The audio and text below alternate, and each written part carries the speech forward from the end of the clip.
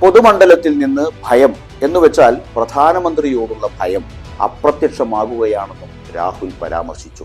സമത്വത്തിന്റെ ഭരണഘടനാ തത്വത്തിൽ നിന്ന് ഉയർന്നു വന്ന ബഹുമാനത്തിനാണ് രാഹുൽ ഊന്നൽ നൽകിയത്. അധികാരത്തിന്റെ അഹങ്കാരത്തെ ഉയർത്തിക്കാട്ടാൻ അദ്ദേഹം വിനയത്തെ പരാമർശിക്കുകയും വിദ്വേഷത്തിന്റെ പദ്ധതി തുറന്നുകാട്ടാൻ സ്നേഹത്തെക്കുറിച്ച് വിശദീകരിക്കുകയും ചെയ്തു. ഭരണഘടനയിൽ വേരൂന്നിയ സദ്ഗുണങ്ങൾ നീതിയും മതേതരമായ സമൂഹവുമാണെന്ന് രാഹുൽ ഉറപ്പിച്ചു പറഞ്ഞു. ബഹുസ്വരതയും തുല്യനീതിയും ഓരോ പൗരനും സംരക്ഷണം നൽകുന്നു.